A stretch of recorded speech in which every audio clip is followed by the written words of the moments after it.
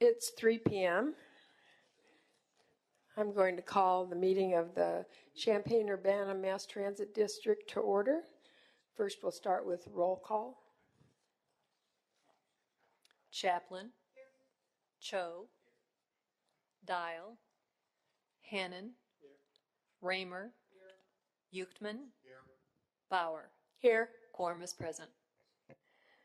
Next, the approval of the agenda. Do I have a motion to approve? So moved. Motion by Raymer, second by Chaplin. Any discussion? All in favor, please vote aye. Aye. Anyone opposed? Okay, next we have audience participation, and we will take comment from the public. You have 5 minutes. And would somebody like to speak? Okay, Mr. Farron or Dr. Farron? My name is Jim Farron, resident of the district and also of Champaign-Urbana. Champaign. I guess I would direct it to the board and also to Carl. Over the last number of months, probably last year plus, I've been a regular attender of the board meetings. And one theme that has been very consistent is decline in ridership.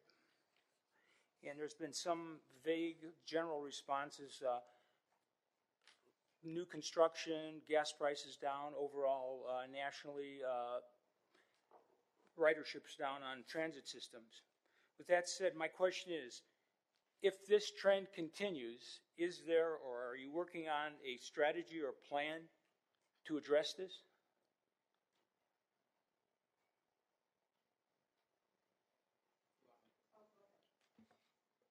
Well, first of all, you came on a good day because we have a presentation from one of our planners that will go into some depth as to the causation for the ridership loss.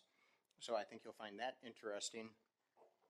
Secondly, we certainly keep an eye on ridership, but we also keep the environment, and I don't mean the literal environment, but the causal environment in mind. So, for instance, as MCOR, the MCOR project, where we're partnering with both cities and the university on redoing some of the major corridors in the core of our community, that is going to force us to be in some major reroutes that will cause a lot of inconvenience for transit riders.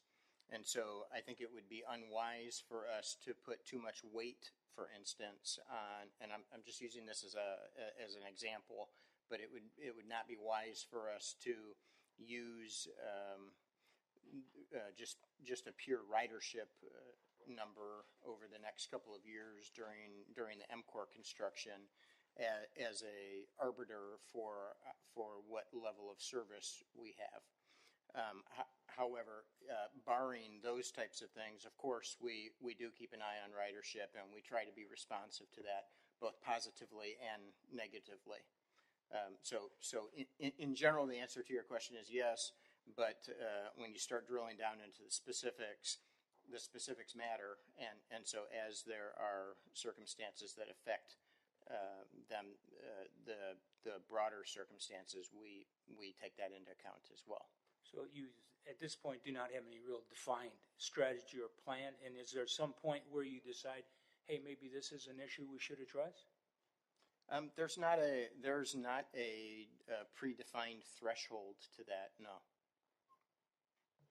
If I could make a comment, we will see from the ridership study more details, but in my own mind, part of MTD's goal is to reduce the need for cars.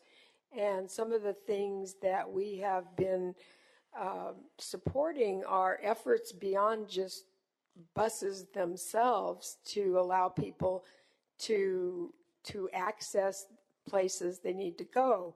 So it could be those are working. And it's kind of like, if you've cured heart disease, you're not going to have many surgeries. You're not going to have as much medication. It's not a disaster. That's actually a good thing. So I think the board is keeping track of ridership. I personally am not panicked by this because I don't really see a diminishment of MTD service. It might just be some external issues. So we will definitely take action when it looks like there is a problem to solve other than just low ridership. Can I make a comment? I didn't really keep track of the time, but yeah, one more comment. I'll probably save most of my comments for the ridership analysis, but I guess to reiterate the question that has been posed, I think the answer that I'm hearing is still that it's very retroactive in terms of like how we understand the data rather than proactive. And I think that's just something that is also my question, is that what are we proactively doing, or do we know enough to proactively do something about declining ridership or increases in certain specific demographics or areas where ridership is increasing or decreasing?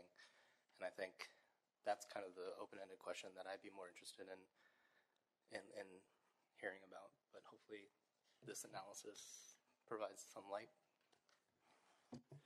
Okay. Did you have any other comment, Mr. Farron? No, I think that I appreciate that it's still undefined. And just a quick response to your comments, Linda, about basically you're saying the transit system's a good thing, which I don't think anybody in this room would argue. But by the same token, you do need to use, you say, less cars.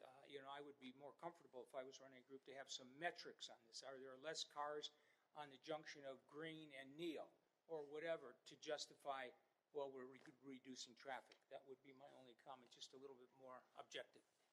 Thanks. Thank you. Do we have other comment from the public? Please introduce yourself. Good afternoon. My name is Scott Cochran.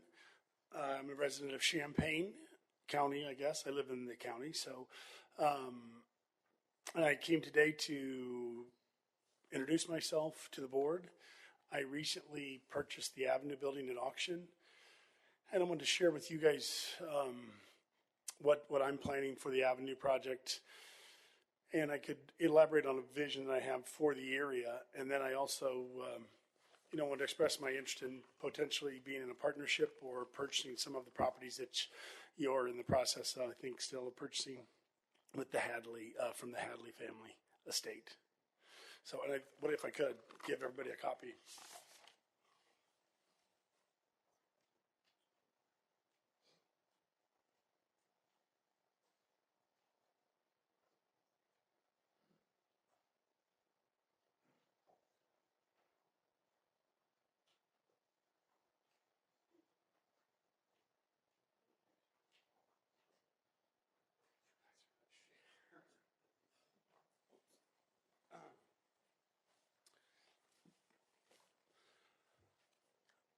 So that's a preliminary rendering of what we have planned, and we've done.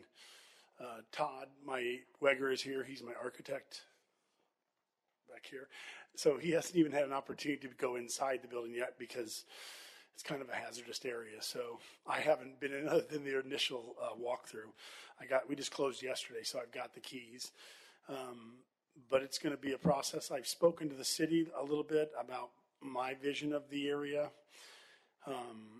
And then I've also talked to Carl briefly a couple of times about what I think, what I see for the area.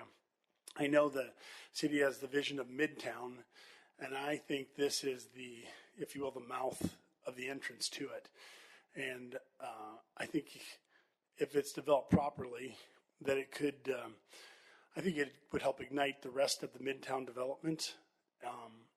But I see it as a quaint area of small shops, possibly more restaurants, although we have quite a few in downtown, but that's my vision. The city has also made no commitments, but talked about taking Water Street and vacating it for an outdoor space between the Bush building and the Avenue building. And they also suggested they might do it on the other side of the street as well. So in general, that's my general thoughts, but I kind of want to give that small area its own identity. And then my thoughts are, and I did a walkthrough before you purchased the Hadley properties. And I think there's a lot of character, at least in some of them. I'm not sure the old pool hall really is worth saving, but it's got a pretty big hole in it. but I think I think it offers it could be a quaint area that would help grow downtown and connect it to the Midtown area. So I can answer any questions if you want. Right now we're seeing it as a 3-story building with lofts, and we currently have it with 17 beds in it, and then there'll be commercial on the first floor. And I'm going to try, we'll have to see what we have when we get to the building. We know we're going to have to take part of the facade off, but we want to salvage the facade. And basically, we're going to take the rest of it out and kind of core it like an apple. I've done it a couple of times before, so got a little experience with it. There's a lot of unknowns, but I'm actually thinking about trying to put a basement in part of the area. And I'm going to create the first floor space with the potential of a restaurant going on that first floor space. But not committed to that either. It depends on what we find. But anyway, that's just more my comments, and I wanted to share those with you. And I think you guys have had some communication with the city on this as well. But I'd like to work together with it, with you guys in it as much as possible, because I just think it's a special little area of town that's kind of been not abandoned, but neglected for some time, and I think it could be a real special area. Thank you. Anybody have a comment, question? I assume everybody's going to take the bus because there's no parking. I'm sorry? I said I assume your tenants will all take the bus because there's no parking. I hope so. Thank you. Thank you. Any further public comment? Okay. Next item of business is approval of the minutes of the board meeting of July 27th, 2016. And I've been given a heads up by Ms. Chaplin. I wish to, I guess I have to move an amendment to the minutes. On page 2, line 21.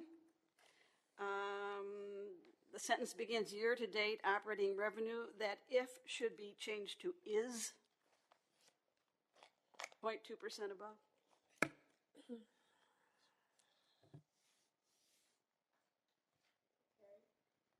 We have a motion to... I would move approval with that change in the minutes. Second. Okay. So we have a motion and a second to amend the minutes to change an F to an S. Any further discussion? It's on the minutes. My motion was to approve the minutes with that correction. Oh, okay.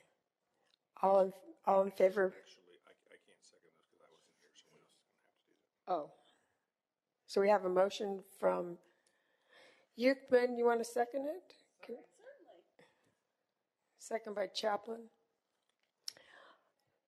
Any discussion? All in favor, please vote aye. Anyone opposed? We are fortunate to have the sharp eyes of that particular board member. No, it's good. Do we have any communications for the board? Carl, anyone on the board? Okay, so we've been talking about ridership at our last several meetings. So today we're going to hear a presentation by one of our MTD staffers.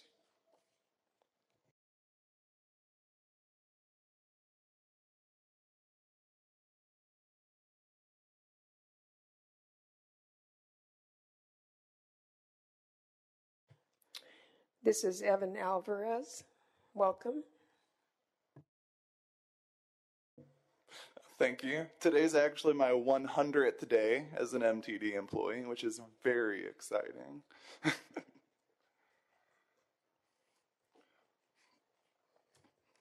Okay, and as y'all know, and as we've alluded to, I'm here to talk about the ridership trends and some causal factors and some nuances of those trends that I've noticed over the last few months as I've been looking at them. This is a graphic you might have seen before. This is our ridership since the 2009 fiscal year. It's the larger trend that we're looking at. The lighter line in the back, those are the flat numbers that you see every month, with the very dramatic downward trends for the summer, the very stark contrast for winter break, because ridership is so influenced by student activity, which is why the darker line in the front might actually be a little bit more appropriate when gauging these changes in our ridership. That's seasonally adjusted data. Basically, you take each month, you look at the average of each month and the average role that it plays in the larger year's ridership. And that way, those fluctuations that happen naturally throughout the year kind of get smoothed out. So it's a little bit easier to see the real trends lying underneath. Not that the seasonal fluctuations aren't important, they're worth paying attention to, but to an extent we kind of expect them. So this is able to remove those and show other factors at work.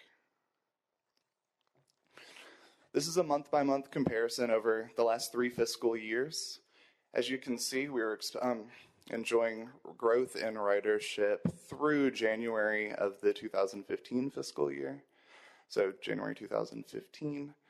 The next month, we experienced a little bit of a decline, and since then, with a few breaks, you see May, you see June, you see August, those months, we did see a little bit of growth, but since then, it's largely been a trend of slight decline. But a trend of slight decline doesn't actually tell us that much in the larger scheme of things. We have all sorts of riders who use our services for all sorts of reasons. And it's important to look at those and see, where is this change happening? Who's using transit differently? And that was where I very much wanted to start when looking at the larger trend. As you can see here, these are the different types of trips that we have. These are in order of the flat number of change in ridership. So if the order looks a bit strange, it's not the way we normally see it. Just for clarification, U of I rides are the rides students take with their I-cards as opposed to faculty and staff rides. Adult rides are just any trip from a fare-paying adult who gets on the bus, pays $1, and goes to their destination. All-day transfers, I'm sure you're familiar, are passes that we sell over the weekend for an unlimited amount of transfers throughout the day. And dash cards are cards that we provide for elderly and disabled passengers for unlimited rides on our services. So, again, in order of the change in ridership from the last fiscal year,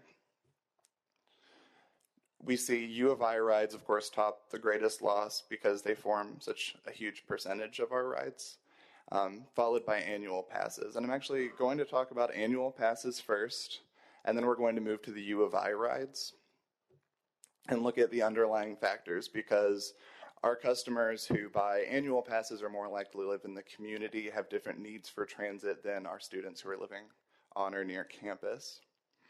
So annual passes are interesting. You can see the line graph here follows the trend of flat annual pass rides since June of 2010. And you can see the shape is very similar that you'll see to the ridership trends as a whole. There's a period of growth and then fairly recently a period of moderate decline. And it's important to keep in mind when looking at that, the change in prices of annual passes since 2008 when they were $235. And then the next year they dropped very drastically to $60, which very much changed how people viewed and interacted with the annual pass as an option for transportation. That price went up in 2013 to $72 when we also introduced monthly passes, which were another interesting way for people to get around and to use our services. And then this past year, a year ago, when they went up to $84. So this graph shows the number of annual passes sold. in that time period since the price went up. And you can see up through 2013, we have these huge spikes in August. And it made sense, especially when the price went down, people would buy a pass and then it would expire the next August. So they'd buy another one. And you see this rolling trend of people who didn't want their passes to expire. So they were buying a new one at the same time each year. Now, in 13, marked by the first dark green line, you can see that's when the price went up and monthly passes became an option. So I believe to an extent, a lot of people might have switched there because the price had changed, which is something we can predict. If the price goes up, fewer people will purchase it. And we see that again at the second line when the pass went up to $84. This time there's actually a very dramatic spike beforehand with people who are still moving to purchase the annual pass before the price increases. I'll admit I was actually surprised at how stark the contrast is between the two price increases. We see this huge bump in sales for the second one, but not for the first one. And I'm inclined to believe the monthly passes are at least partly responsible. Now, this takes that last slide. Instead of sales, this is the number of active annual passes that we have. So the number of passes sold over the last 12 months, the number of passes out there that someone could take and get on a bus. So, again, starting from the price change, although this is a year later to factor in a full year of the price change and how many active passes there were, you can see it increase, and then once the price increased to $72 for the first time in 2013, you see that number going down as sales declined. And then for the second price increase, there's a slight jump, but it stays comparatively level. And this combines those two. This is the monthly number of annual pass rides per active annual pass. So of annual pass holders, how many rides is your average pass holder taking per month? Is that clear? Am I explaining that? Okay. So you can see at the beginning when the price was $60, the average monthly ridership or rides for each pass holder was about 20 rides a month. And then as it increased, it would seem a lot of the people who would purchase these passes more casually were somewhat shaken by that and were less likely to purchase. So now we're actually looking at monthly rides around 35 as people who are purchasing the pass really are relying on it more as a major means of conveyance as opposed to an insurance policy, as opposed to a resource that they have should they ever need it. So, in conclusion, with the annual passes, we're looking at reduced sales with reduced total rides, but per capita ridership among the pass holders is actually higher. Now, this is a map showing the differences in activity for different stops around the community. Each of these stops experienced greater than 50 greater or fewer daily boardings and alightings. So fewer stop activity of 50 activities per day effectively. Now, just for the sake of being oriented, this big cluster is campus. This green dot is country fair. Right here, this is Lincoln and Bradley. Is that where we're at? Yeah. So the redder a dot is and the bigger it is, the greater of a loss of activity was experienced at that stop. The greener and bigger a dot is, the greater increase in ridership we experienced at that stop.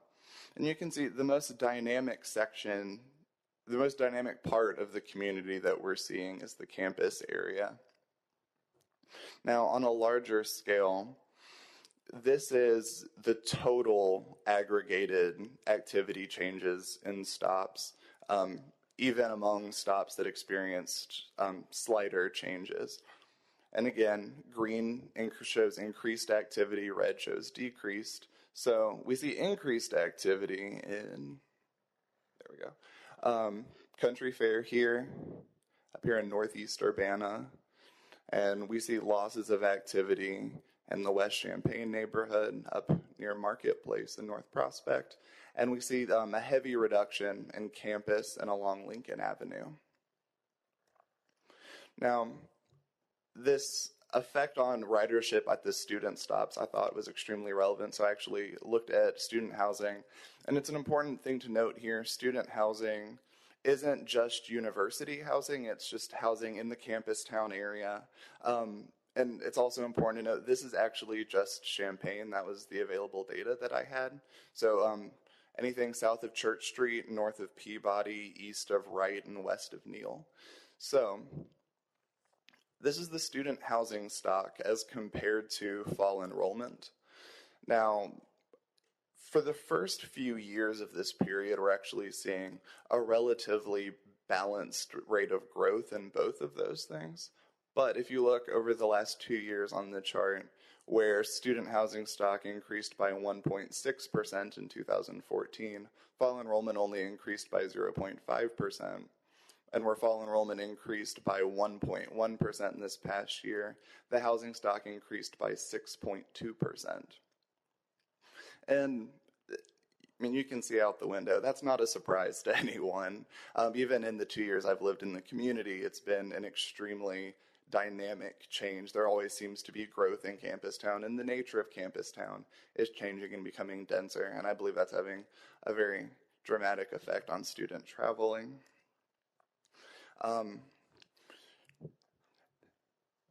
The numbers are a lot, so I'm going to break these down. This was a regression analysis that I carried out on the effects of housing on ridership.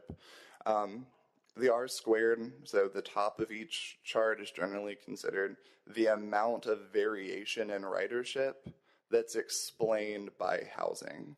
So 76% and 96% respectively. I'll break down the two charts in just a moment. The p-value is defined if housing was housing and ridership is ridership.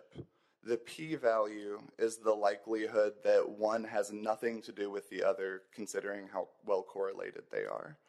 So if we look at the seasonally adjusted data with ridership and all seasonal trends and fluctuations removed, housing is considered to explain 76% of the total change in our ridership, with a p-value of 0.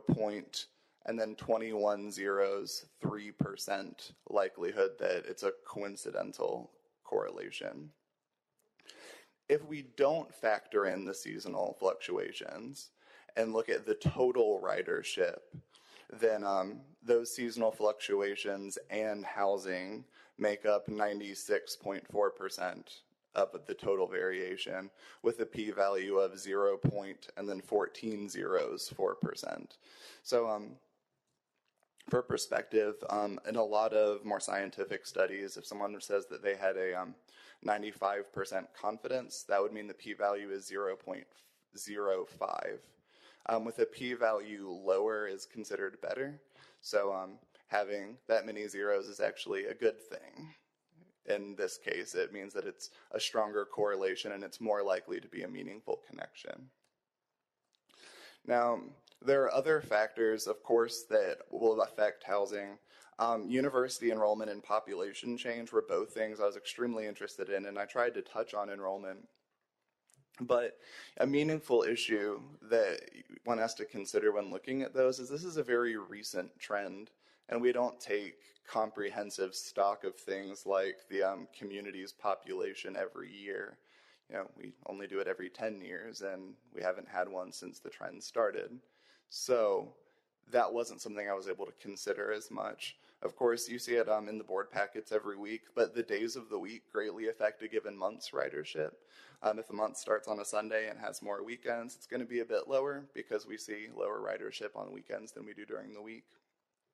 I did a daily regression analysis based on gasoline prices in the community and our ridership, and generally for every cent gas increases, we'll see an extra 12 to 15 rides a day. Now, 12 to 15 rides isn't much, but if the gas increases by $1, that's 1,200 to 1,500 rides every day, which can be very meaningful. Or if gas prices go down, that's the same amount lost. And I've looked at unemployment rates in a few different ways, And generally, people seem to agree that unemployment rates do have an effect on how people use public transit. If people lose their job, then that's work trips that they're not taking, and roughly 40% of all trips that Americans take are coming to or from work. So that's something that I was unable to find a connection to, that I would feel confident presenting, but there did seem to be different correlations that I'm still looking forward to exploring in the future. And this is a picture of Bill Volk pumping. Oh, yes. Could you go back to gas price? Certainly. The elasticity, basically. Yes. Would you repeat that? For every cent that gasoline increases in price, we'll see an estimated 12 to 15 extra rides a day. Judging from the information I've the information that I ran through the regression over the last 6 years, that's the furthest that we had readily available gasoline data. Of course, that can be expanded, but this was done using data from our ridership in the community. So, thank you. Yes, thank you. Is that highly correlated? Does it also have a p-value of negative 14 zeros in front of it? Near that. I have it on the computer. I did not write it down, but I can pull up and get back to you with that. But no, it was certainly a very strong correlation. Of course, 12 to 1,500 rides a day is only going to account for so much of our total ridership, so the magnitude wasn't that great, but the correlation was very strong. So kind of what I gathered from this is that a denser campus town is promoting very different kinds of mobility, which, as Ms. Bauer explained, is actually something that we're very much looking forward to. It's something that we would like to see more of, just people getting around in all sorts of active ways. I'm still waiting for some data from the campus's active transportation coordinator in terms of, I believe, as Matt referenced, the different ways that like whether we're seeing fewer cars specifically. Am I assigning that to the right person? Oh, sorry, I was to see how mode choice has changed, and that's information I look forward to implementing in with this. Note I gave you, Carl, on a response that I got from the parking director. Yeah. Thank you. And in the future, I think we should actually expect somewhat of a continued lull, largely because of MCOR. I think in a few years, MCOR is going to be great, and it's going to make the space that it affects a great place to navigate, a great place to travel, and I think it's going to have a wonderful effect on the community and the surrounding neighborhoods. But in the meantime, things are going to be a little bit chaotic. Construction's going to be a thing. Reroutes are going to be unexpected and frustrating for many of our riders. So I think if this trend was to continue through the MCOR project, that's not something we should be surprised by. And also that the trend is still very recent. It's something that a lot of variables were unable to track appropriately, because if you were drawing a trend line of the data, it's still very positive. Since 2009, our ridership is still higher, and it's something we've seen a very dramatic growth since then. And I'll just kind of like to close. APTA, the American Public Transportation Association, releases ridership information for all of the public transportation bodies in the country. And I was looking at their information for another project completely unrelated to this one, when I was looking for peer institutions of CUMTD. So I looked at the total number of members in the community and how many riders they had. And once you factored out things like light rail and subways and things that we just don't have in our community, and we just started looking at bus systems, MTD actually had the second highest bus ridership per capita of all the bodies that responded. So I think even though ridership is down, keep in mind those numbers took place entirely since February of 2015. So I think we still provide a very wonderful service to the community. And as we look at declining ridership, I just hope we don't lose sight of that. Thank you. You had me at p-value. That was amazing. I mean, the results, but the fact that you did so much with the data you had, and I'm sure there's more data you would like to have to analyze this. So thank you. We're going to probably have some questions from the board. Joe? I guess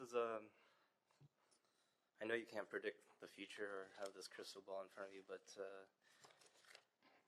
I guess is another way of phrasing the denser campus town promoting different kinds of mobility, also in a way saying that the current service provided to a denser area does not serve that population, because that's one of the things that has been held constant, is that service has not relatively changed. So you could say that some of the choices for alternate kinds of mobility other than being close to your desired location could be that a bus doesn't necessarily service getting from A to B as quickly as, say, walking or biking. And so would a fundamental change in service of how you serve denser areas, would that actually make a dent in some of this ridership decline, or actually serve a demographic that has mobility preferences that are changing? No, and that's an excellent question. It's tricky, right? Because if I say, okay, I'm going to go to the store, I think I'm going to take the bus, and then I pull out an app and say, oh, it's going to be however long, I'd rather just walk. That's different than me living across the street from the store and saying I'm going to walk to the store because it's easier than taking the bus. And I think we certainly need to be mindful of that threshold of at what point is this density affecting like the real quality of lives of the people who live in the communities and in the campus area, if that makes sense. If someone lives close to their resources so they can walk and it's easy to walk, or if it's just easier to walk than an unreliable service. And we certainly haven't seen any evidence of our service becoming unreliable in these cases. Well, I only ask that because that, of anything that you've mentioned, that's the only thing MTD can control, because you can't control gas prices, you can't control population growth, you can't control whether developers want to build in denser areas, but you can change service. And so I think, is that the proactive reaction that you have, is maybe our service needs to be rethought? Yeah, that's one of the things that we'll directly try to answer with the route analysis. And hopefully we'll hear back from the state on the planning grant sometime, so that we know whether they're going to fund that or not, or whether we need to fund it ourselves. But that's that question is the right question to ask for the route analysis, and that's why we'll be doing that when we get the funding worked out. Bruce? Nice job, Evan, the whole thing. I looked at your first graph, the total ridership. Can you flip that? Certainly.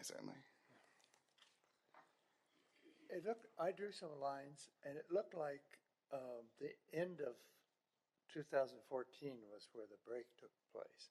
Looks rather sharp. There's a rising line across all this data from 08 to 14 to the end of 14, and then it starts down. And I see that in the annual pass graph as well.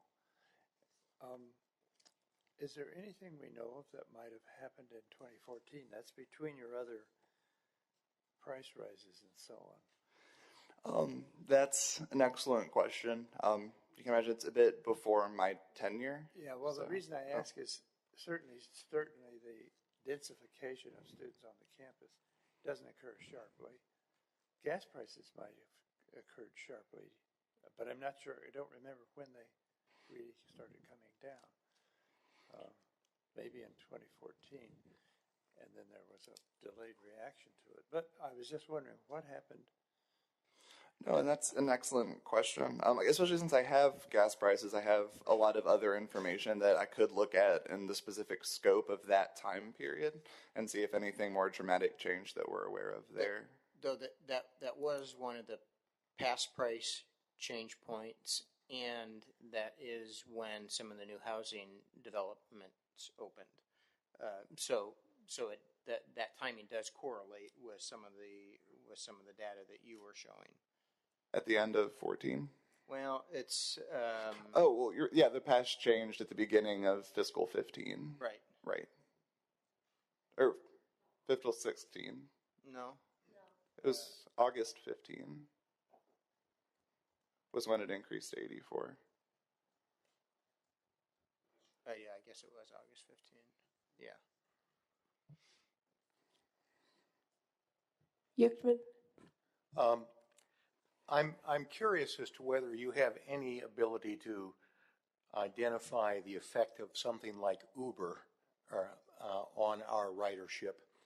In some sense, fixed route public transportation competes with on-call transportation. And the forms of on-call transportation are your own automobile, certainly walking or biking, a taxi, and Uber. And of all of these on-call, Uber is the new kid on the block, it seems to me. Anecdotally, I've seen a number of students who have opted to call Uber and for a relatively higher modest cost, get from point A to B on their own schedule rather than waiting for the scheduled service. Is there any way that we can identify the impact of Uber or identify how it might impact how we structure public transit? As of yet, that's actually something that a lot of transit agencies all over the country are trying to contend with, because Uber has information that we don't have in terms of their ridership and how they've grown in a community. So that's not something I would be certain of. My main hesitation there would be in terms of daily commuting. Especially in terms of students and faculty members and Dash card holders and annual pass holders. At that point, you've already paid to take the bus in a sense.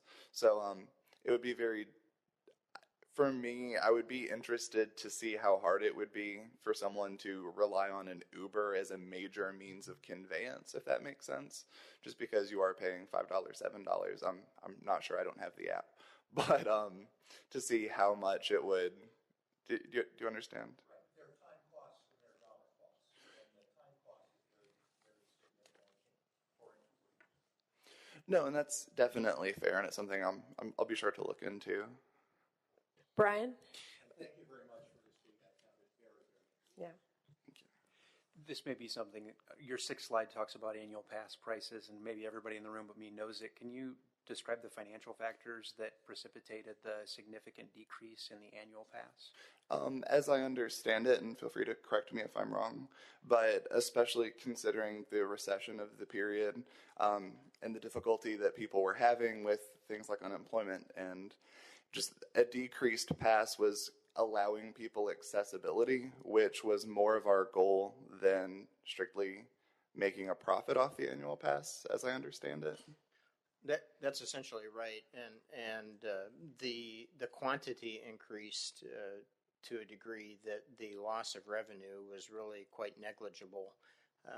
But the excuse me, the conversation with the board at the time was even if there was a significant loss in the revenue, that this was a significant recession. And the board and Bill Volk at the time felt like it was the right thing to do because the community had not felt that level of a recession in decades and decades and decades. Sure. And so it was just the right thing to do. People were needing to set their cars in the garage and leave them there. Unemployment was rising, and so it was just a collective decision that was made for economic reasons for the community. It's a political season, and I don't want to have a political debate, but certainly the economy is different now than it was in 2008. So has there been any, that's a steep decrease at the time. So has that ever been a conversation about perhaps the annual pass needing to rise with the growth or improvement in the economy? That's a discussion that we have every year, and we have been creeping it back up again. But every time we do that, there's a hit to ridership, and so there's this negative correlation that when the pass price goes up, then ridership decreases, and then we keep having conversations like this. Why does ridership go down? Well, one of the reasons is because we keep raising the pass prices, and so we get this push-pull situation. Sure. Thanks. Let's see, Bruce, I think you're next. Brian, did you have any more comment? Okay, Bruce. Yes, thank you. I noticed it, but I'm not sure when it really started, but there are a lot of cab services in this town now, and it is a relatively recent affair. Don made me think of it with his Uber comments. There has been a substantial increase in the number of cab companies and cabs. Chaplain.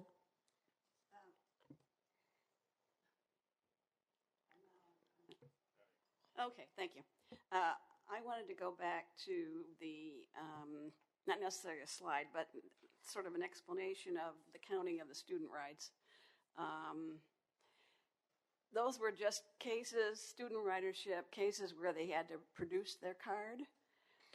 They can't count the people who get on at I-stops, can they? So there might be a huge portion of ridership by students that's missed. Well, the students have iCards to show they don't have to pay a fare, and you're right, at iStops they don't show the iCard, but the buses still have the automatic passenger counters. Yeah, but the students come in the back doors as well as the front doors. Yeah, let me step in here real quick. When we instituted the automatic passenger counters, because the student ridership is the largest body of riders that we have, we decided to make that the default rider. And so everybody that steps through the you mean infrared an actual curtain, body? yes, every physical body that steps through the curtain is counted as a student until the driver disaggregates that count on his mobile data terminal. So then those other categories that were on Evan's earlier slide that had the annual pass holder, the student, the dash, all those. Right. So the driver is inputting those to say, okay, that person is not a U of I student. That person is one of these other categories instead. Oh. And so for the I-stops, those are on campus. Those are the major crush load loading stops. And we open up all the doors, and everybody who gets on at that stop is counted as a student. Now, you're absolutely right that there are sometimes that a physical body steps on that bus that is not a student.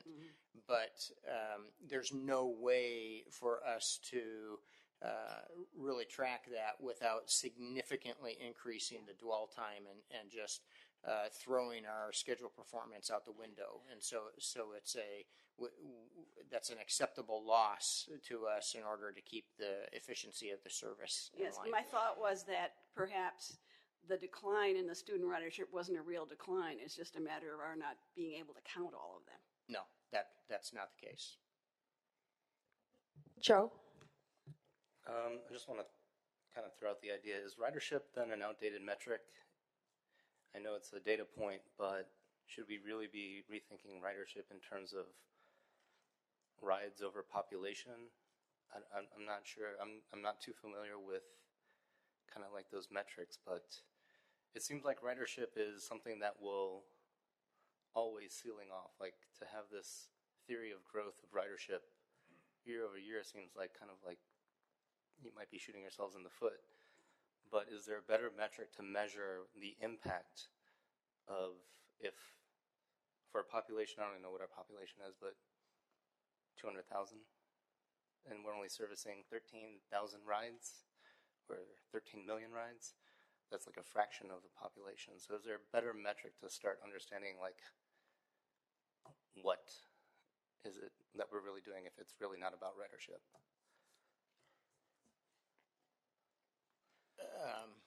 in a perfect world, there probably would be better ways to get to that data that you're looking for.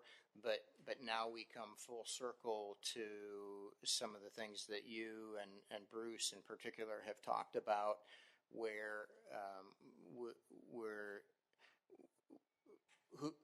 who's riding and how long is their trip and where do they get on and where do they get off, and so we have to start being able to track the individual, because 13 million rides in a community of 175,000, that's actually that's I mean, you talk to other people in the transit industry, and that actually is an unheard of transit ride per capita statistic. I mean, it's unbelievably high.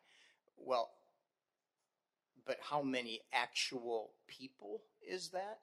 I don't know, and I will never know that. Yeah, I'm not because saying I can't get to that level of information. Well, I'm not saying that it should be like people over population. That's the ridership you serve. But I mean, that's one of those things where if you're doing 200,000 rides a year, and you divide that over the population, that's an unheard of metric that could be an outlier to every single transit authority in the nation. And I think that's where it's like, oh, we're exceeding 110% over our population in terms of rides served, or right now we're at 10%, and while every other metro in the nation is maybe at 3%. I don't know if that's we do that.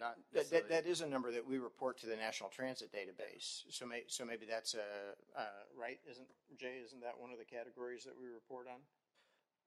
But to have it as a measuring stick is not kind of what I'm going after. Yeah.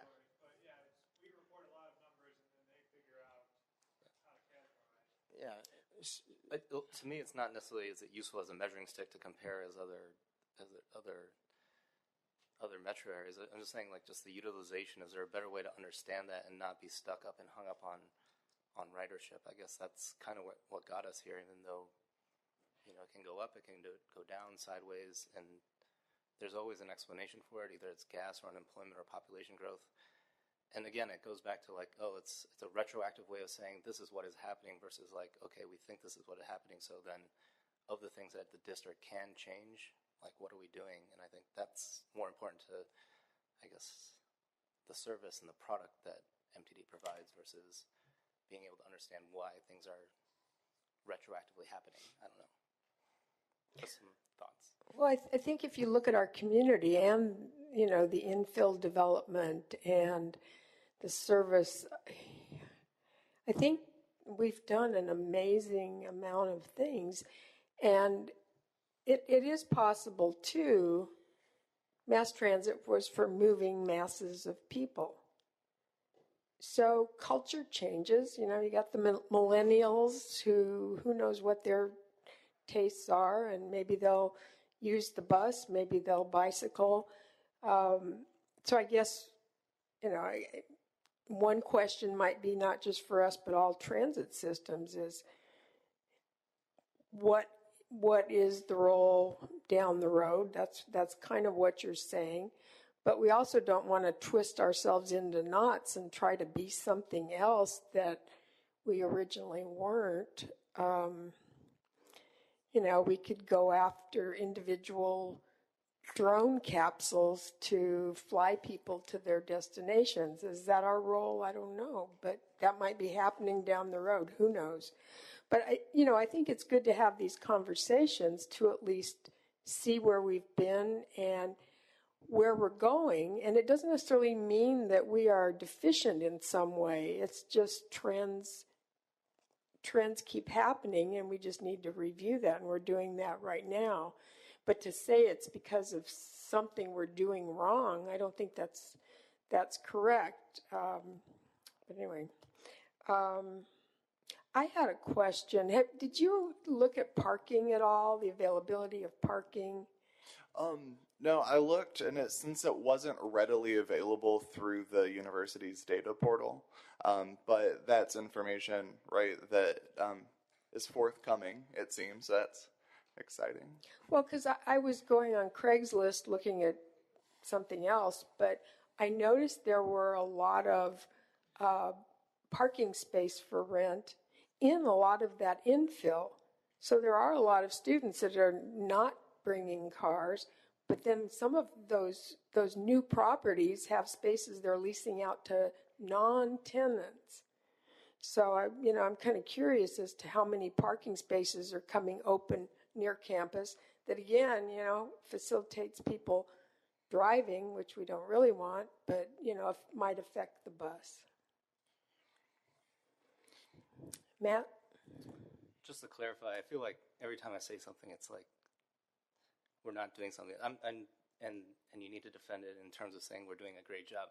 I'm all on board with that, so I hope that's not being misunderstood. But the biggest slide that I love is number 9, because when you see one person taking 35 rides a month, that's significant. It's not number of rides. It's if a person and more of the population is taking 30, 40, 50, 60, 70 rides per month, that's significant. But there's nothing in this analysis or how we measure rides that tells us that. And I don't care if we compare poorly against LA or whoever else, that's not the point. The point is, like, how do we use the data that we're collecting every day and analyzing and spending the time to do this, and we're going to just say, we're doing a great job, pat our back, and then that's it. I think I don't want that as a board. I don't think that's the way we cop things out, Thanks, Matt. Well, we are doing a good job, but there's always more we could do. Does that help? Okay. Okay, any more comments? That was just a great study. I think you deserve a raise. Oh, I didn't.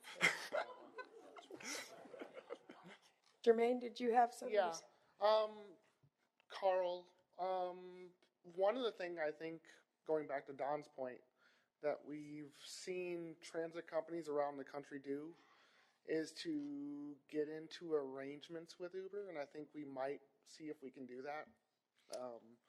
I talk to Uber drivers regularly, and I will say personally that Uber alone for me is in the triple digits of rides away from MTD this year. So if I'm a sample of what's going on, that's probably a significant number of rides. So I think we might want to try to get some of that data and start trying to figure this out. And especially since I've heard rumors that Lyft might be coming next year. So I think we're going to see a part where ride sharing might start to become a significant ride draw from us. Yeah, we have had conversations about that. My initial thoughts were that Uber could potentially be somebody that we utilize for what's generally referred to as first mile, last mile trip connections, in particular in the Southwest Champaign area for us. I had a conversation with a guy from Uber at an APTA conference, and it was not very well received from him. And the best thing that I've been able to figure out is that when I've talked to other people in Illinois who have worked things out with Uber, or at least had conversations with Uber, it seems to matter whether you talk to somebody in the Chicago office, in the Chicago regional office, or in the St. Louis regional office. And I'm not sure which one I got, but I got the one that they weren't very open to working with transit.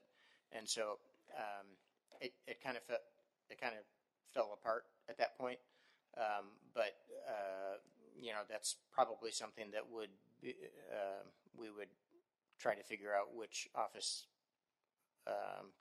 to talk to and revitalize that. But I haven't had time to spend on that yet.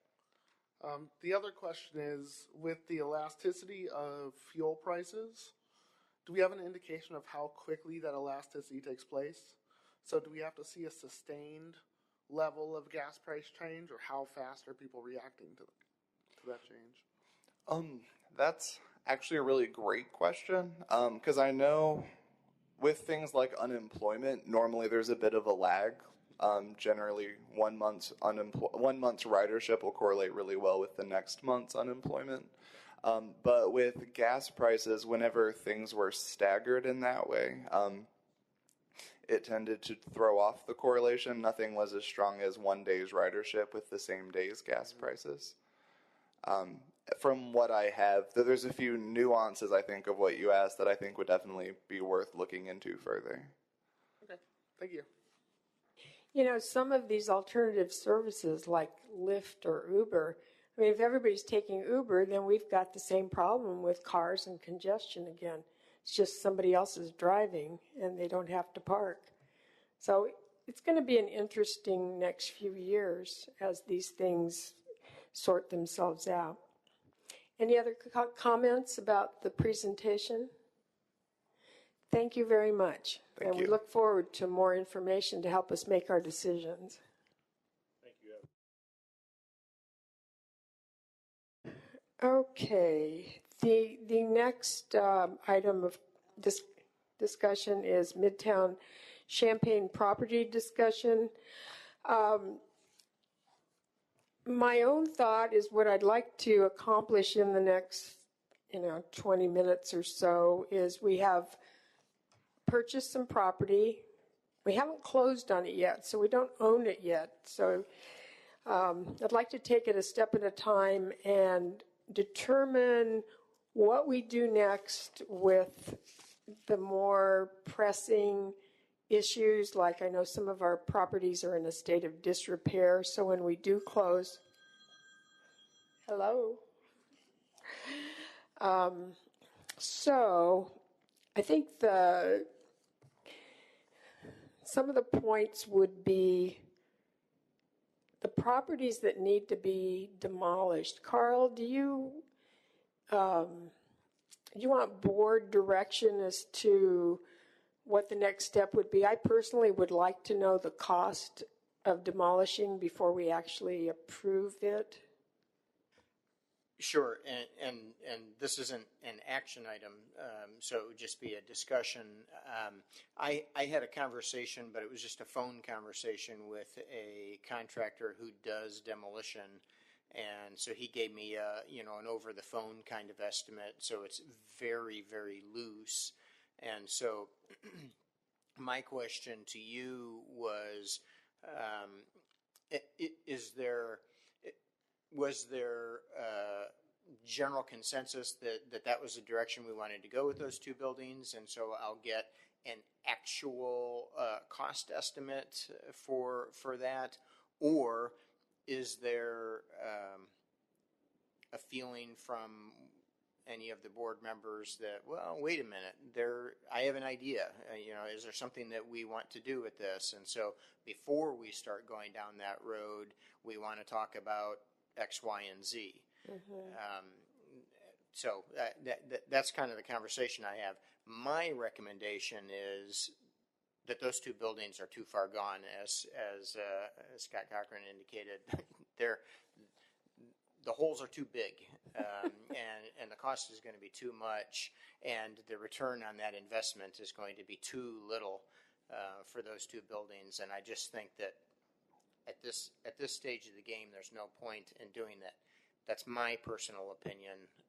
And you're talking about 59 East Chester and 207 South Water. Yes. Joe? Correct. Yeah, we walked the buildings, and basically they weren't even safe enough to go inside. So I think if it's direction to help understand what a demolition cost would be like, or even, I assume if you demo it, that you're probably going to have to pave it over so that it serves as some sort of parking.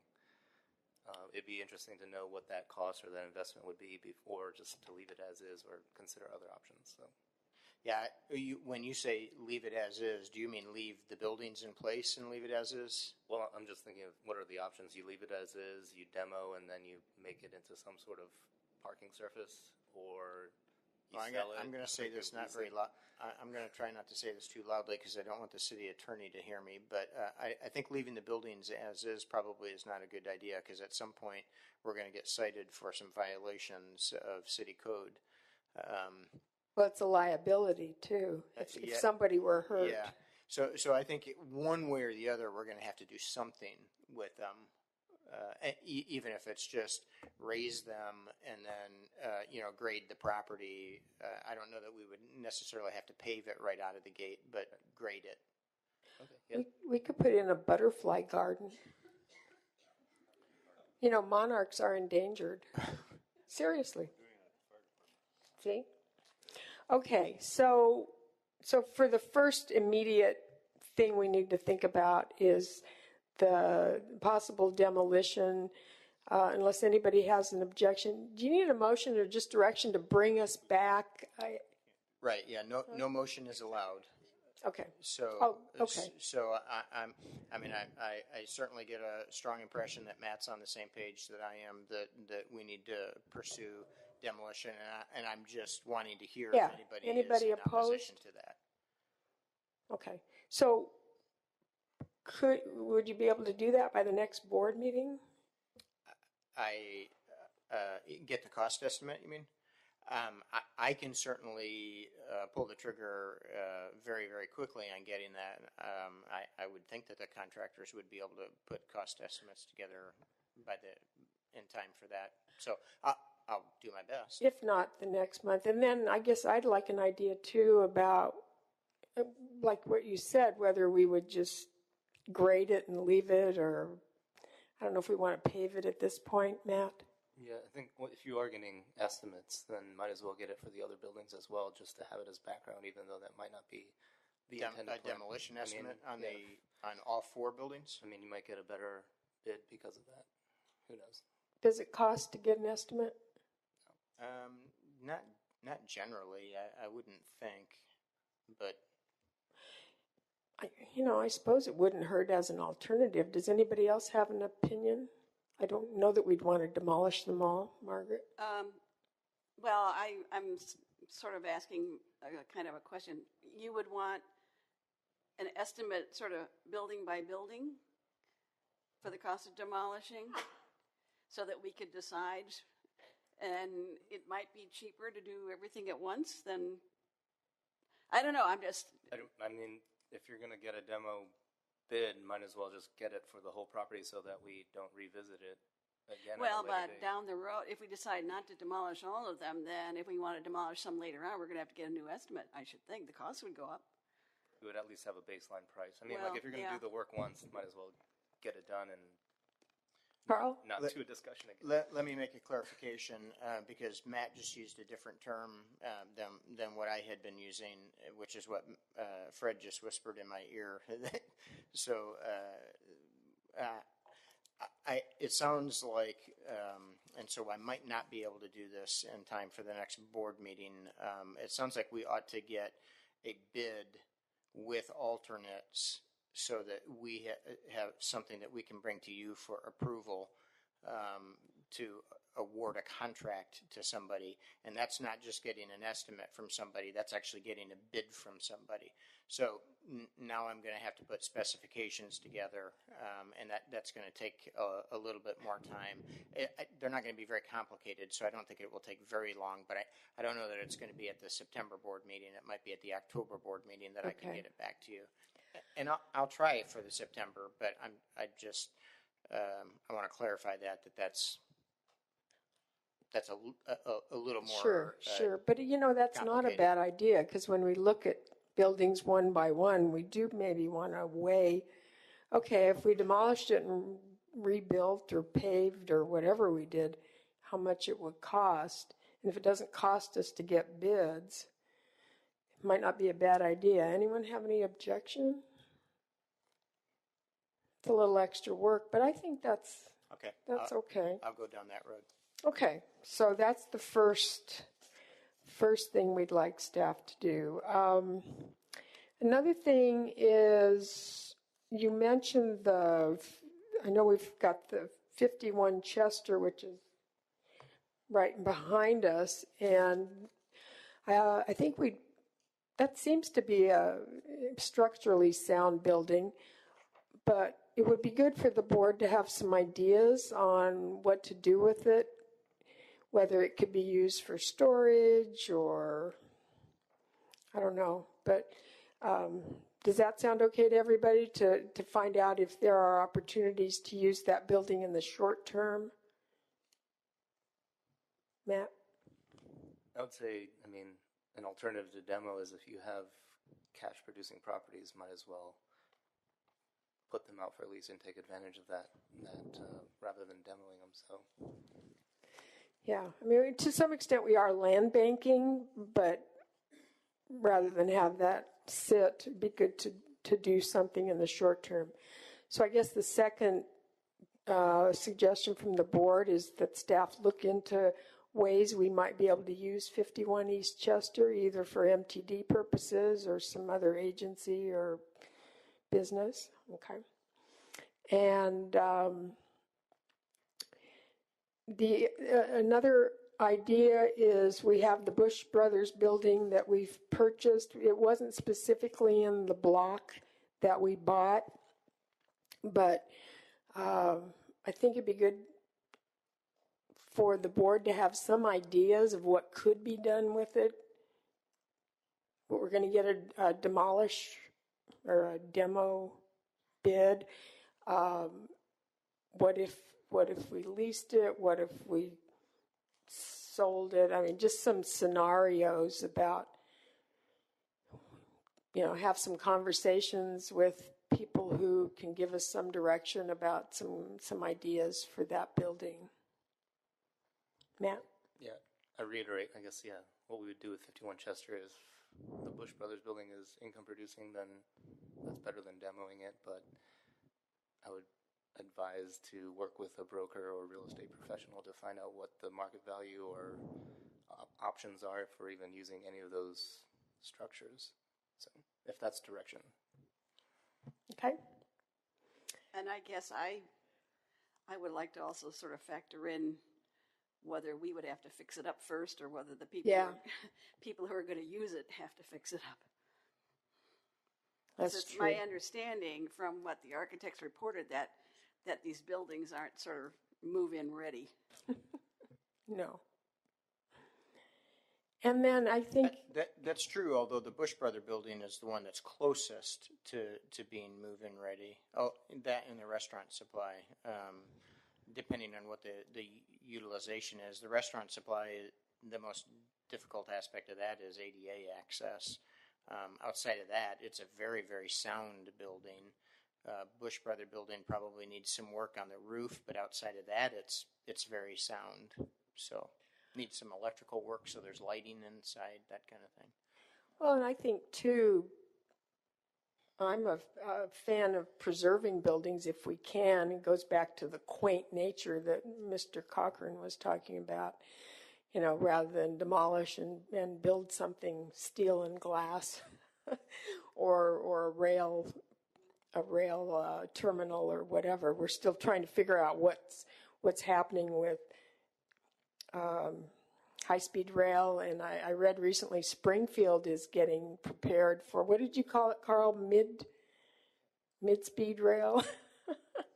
Yeah, 110 instead of 220. Okay. And then given that we're kind of in this stage we are right now, I would also, and I think maybe the board too, unless there's some disagreement, would like staff to pursue or to look at the market and properties that might be of interest to the MTD, either here or in another location, and report back to the board about anything that might be useful in terms of either short-term or longer-term MTD land banking. Any difficulty with that, board? You're giving me a puzzled look. I am? Yeah. I don't mean to have a puzzled look on my face. I'm sorry. Is that a reasonable request? It's reasonable. I'm not 100% sure how far to go with that or where to go with that. But Okay. But I think that we can probably have some ongoing conversation Well, about that. yeah, I mean, we are looking at not getting locked in, landlocked, and seeing what other possibilities there might be that we could acquire or lease or look at other properties that would be good for the long term of the MTD. Okay. A lot's happening now. There seems to be a lot of movement in a lot of areas where used to be none. So, Matt? I guess to make it clear, if there's any opportunities in Urbana, Champaign, Savoy, Rantoul that the MTD finds valuable for land banking, please let the board know. And to be even more clear, I would not include properties in Rantoul on that list. That's true. It's not in the district. But Champaign-Urbana or parts of Savoy might be possible. Right. Yeah. And we don't have the funding to buy up all the property in all those areas. So we have to look at the best interest of the MTD. Okay. Any more comment about our properties? And you told me you had a closing date? Or no, it's some of the properties in probate.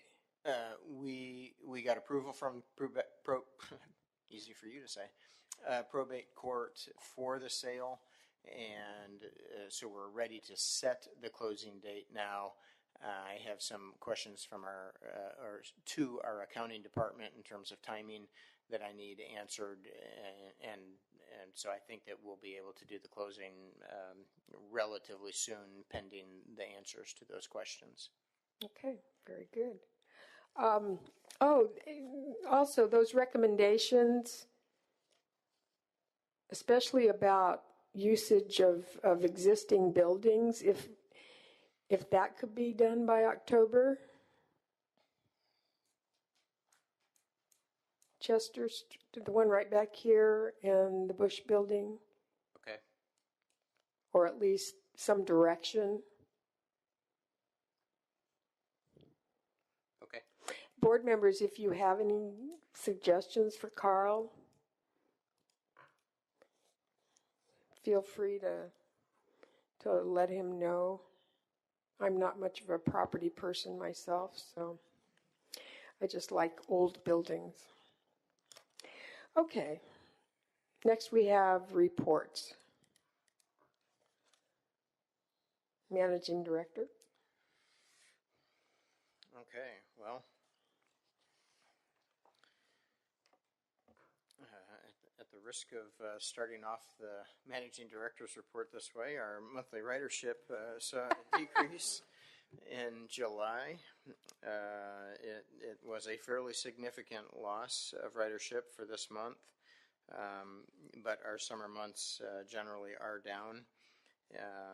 And so the ridership for July of this year was 426,920, which was 15.2% less than last year.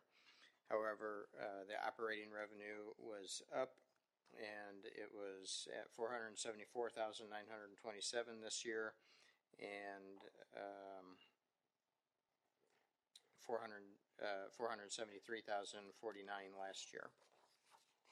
The monthly operating expenses were down, which is good. And they were at $2,787,063, or 2.2% below last year in July of $2,848,493. We are for the month of July, we were at $3,810 under budget. Over budget, excuse me, and the operating expenses were $879,449 below budget. So we're in good shape there. So my update in the operating report on the Hadley property and the closing, I just gave a verbal update with the newest news on that just came out today.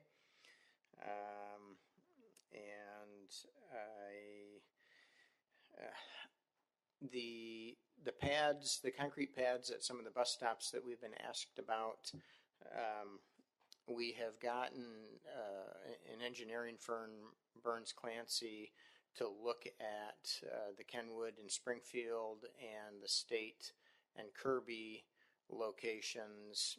And,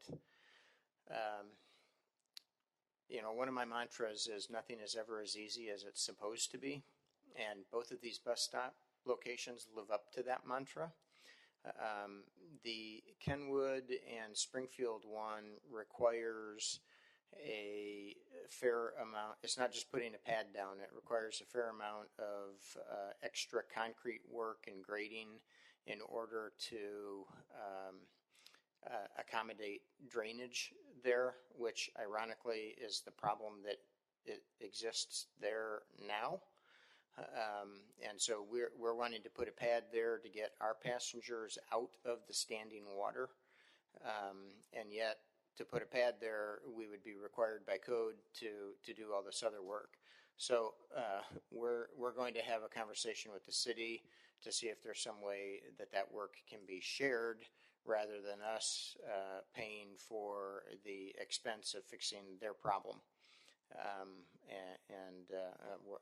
I'm happy to pay for the cost of putting the pad down for our riders, but I'd like for the city to pay for the other part.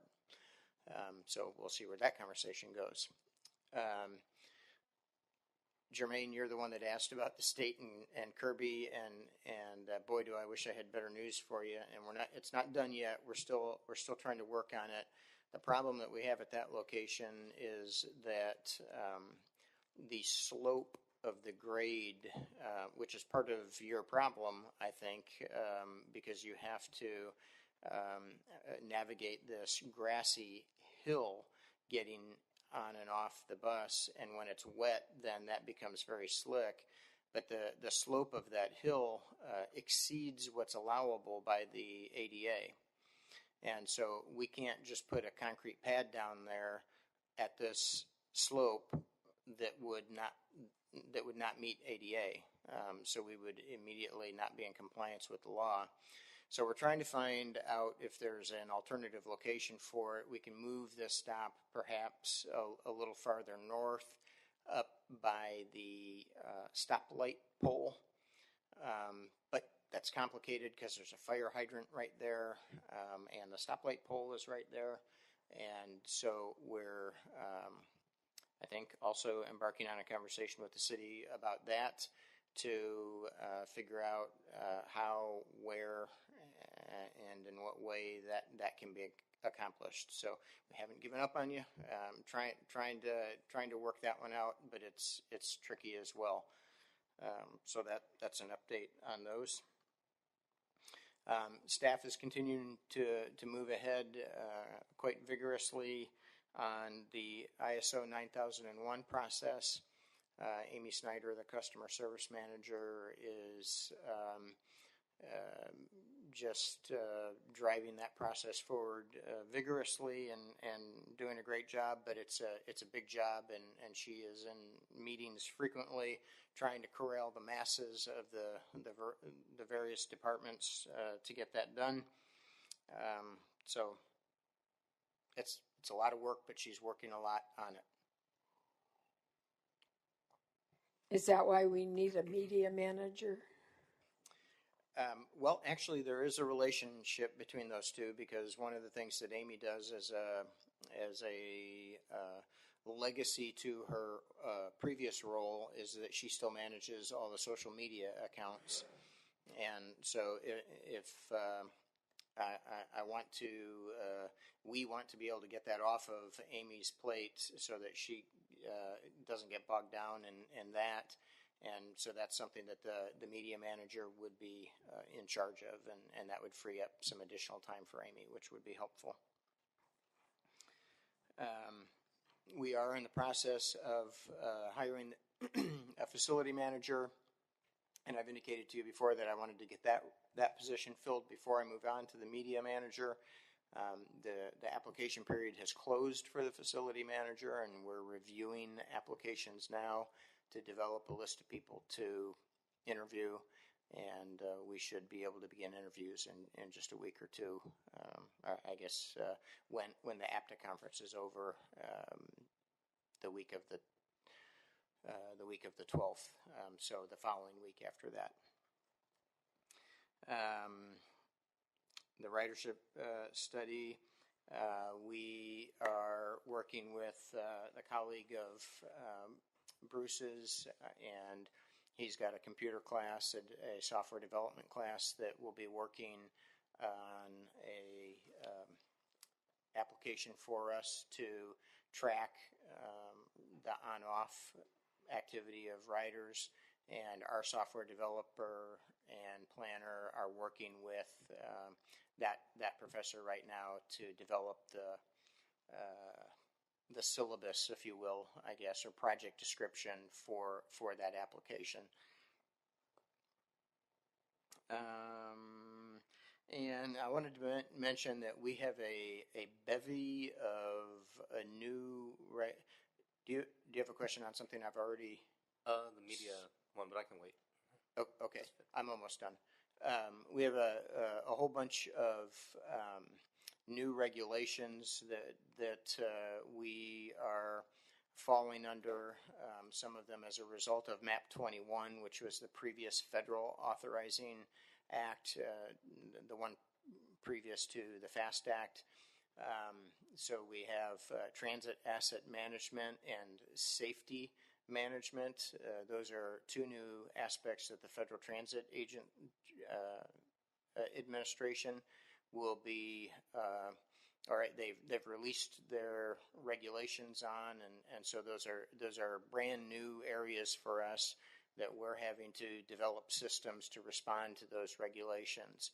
Now, in most ways, we already are in compliance. We're kind of ahead of the game because we do asset management tracking anyway. We just have to do a little bit more and tweak some things here and there. But we just have to take our system and make it fit the new regulations. And our safety and training department has to tweak what they do to make it comply with the new regulations as well. But those are two brand new sets of regulations for us that we have to follow. We used to have an exemption. Public transportation used to have an exemption to OSHA. And that exemption has been eradicated, and so we are now under the authority of OSHA, which is new for us as well. And so we're beginning the process of making sure that we are in compliance with OSHA. And finally, there's the Grant Accountability and Transparency Act, which is a new state law that is weaving its way into just about everything we do on the grant side of things, and making Jane's head want to explode sometimes. But we're trying to get our arms wrapped around that too, to make sure that we are in compliance with all of that. So just to give you a sample of some of the new things that we've got coming on that we're trying to deal with. Matt, you had a question about the media manager? Yeah, I guess kind of indirectly. I know last month you showed us those two videos about MTD that were getting released. I was just wondering how those were received, or if there was any positive feedback or negative feedback. And then I guess more as an overall question is just like, I'm not really sure about the media manager position and the responsibilities, but the same way we study ridership, is that something that we want to understand also, is just the public relation with the public? I know that it's been one of those things was a priority at one point earlier in the year when we discussed board priorities, but just like, how is the perception or the surveying, or I don't know, all the stuff that we do marketing wise, is it what's the impact or ROI on that?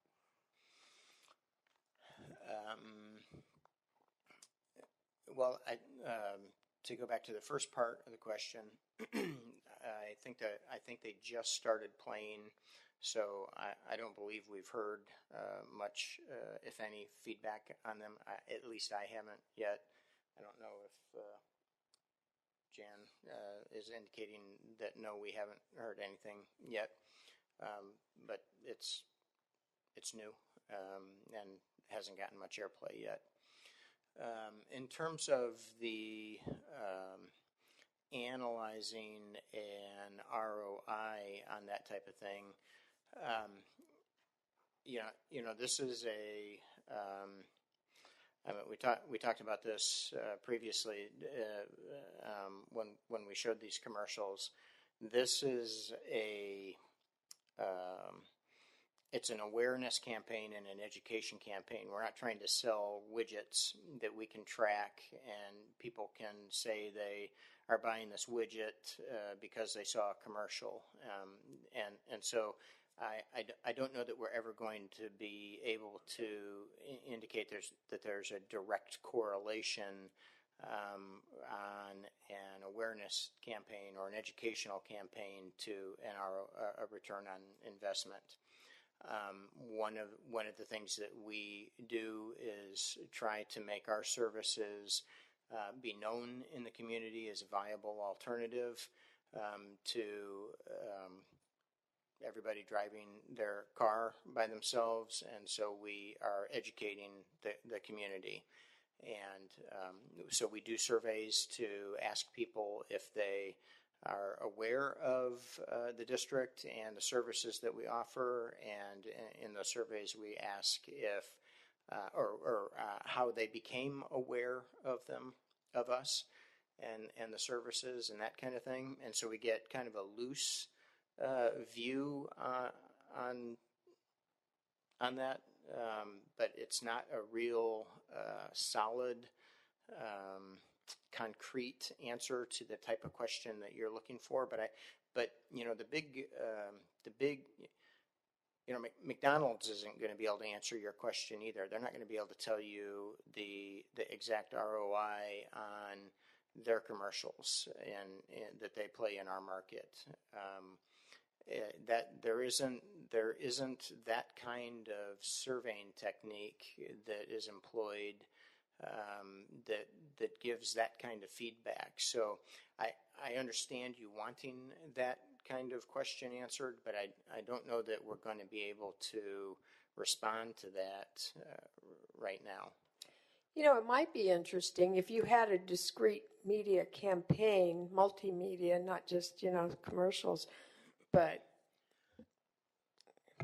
various social media blasts and advertising and so on. And, since we're starting to measure ridership, see if, let's say, a 2-month campaign has any bump in ridership.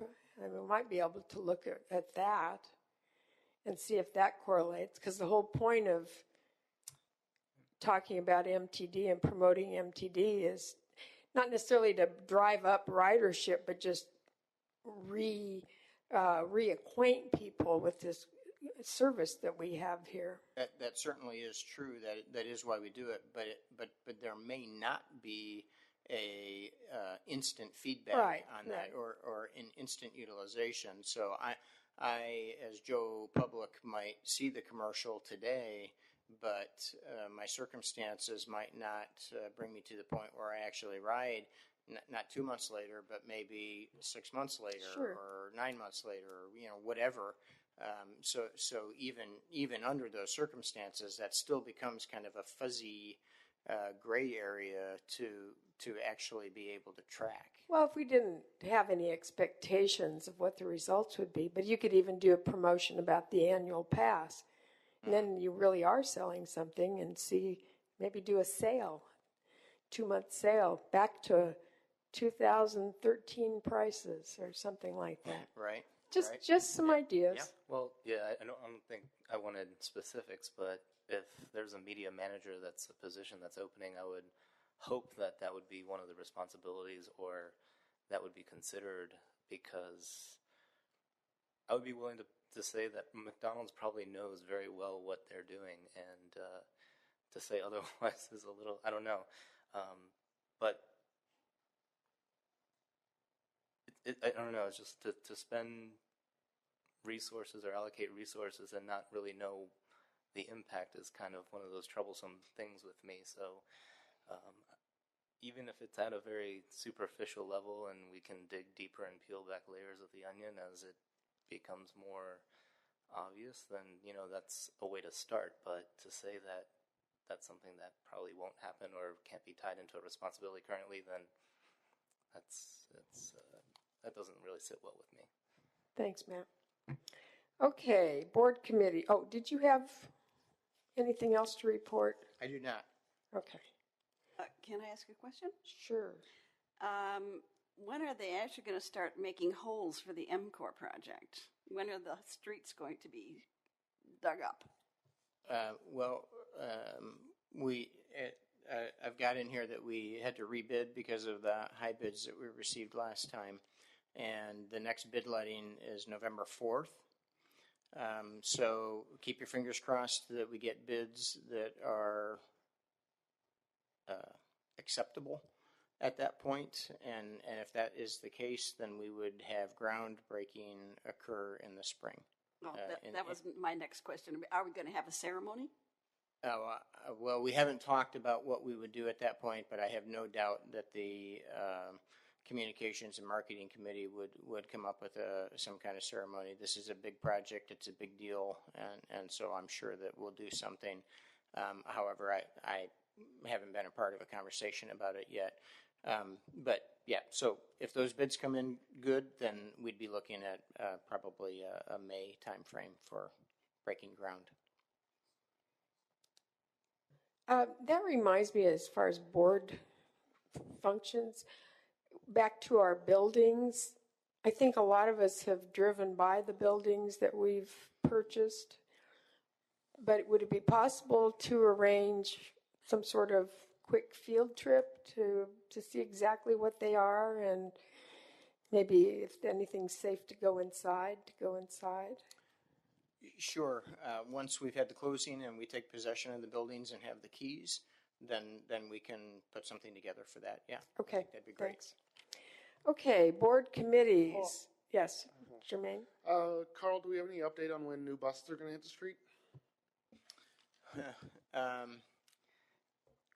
There's some possibility that, is Eric here? Yeah, okay. He's giving me the peace sign. So that means that, two of them are going to go on the street tomorrow. Or did you say two may go on the street tomorrow? They're planning to go out. Two are planning to go out. So you may see two of them tomorrow. So it's a soft rollout, but you may see two of them tomorrow. Cool. Administration. No report. Okay, thank you. Facilities, Mr. Dial. Or, I'm sorry, Matt. I think the only update is the ISO certification, but you covered that in your director's report, I believe, right? That was 9001, so the different. 14,001. I don't know that we really have an update for 14,001, because I think We just met, but we had the meeting a couple weeks ago. yeah. I gave a report at the last board meeting. Because I went because these two No one were else not is available. So I don't think since last board meeting we haven't had anything with 14,001. Okay. Although, if I may, Matt, 803 continues to progress, and we're getting closer to the end point where things seem to always slow down because you really want them to speed up and finish, and so it just it gets frustrating. But if you do want to stop by for that, we'd be happy. I know Eric would love to show off the space to you. The mezzanine, the upstairs is showable. You know, they're putting carpet down and the drywall is done and that kind of thing. Not all the ceiling tile is in, but some of it is, so you can kind of get a feel for it. And so they're starting to finish with the finishes. So if you have some time, stop by. It's coming together. Okay.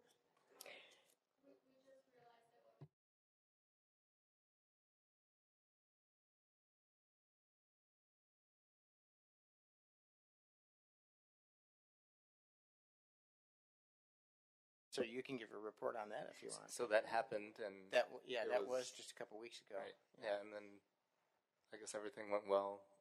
Some recommendations were to reach out to some local, university-related I guess I don't know what they're really called, CDAC, to do more in-depth energy analysis, and I don't know what other recommendations might have been. I don't think there was any other recommendations. I think we continue to, excel, and they're doing a great job. So we're proud of the work that they're doing.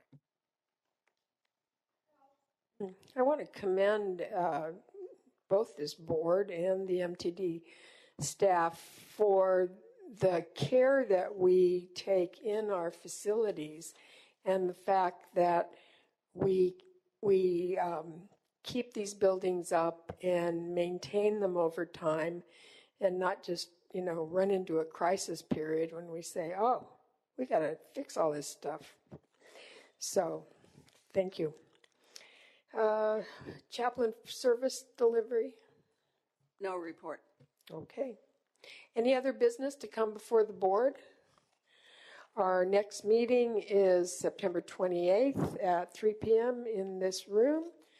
Thank you very much, board members. Thank you, staff, and Carl, for all the work you do.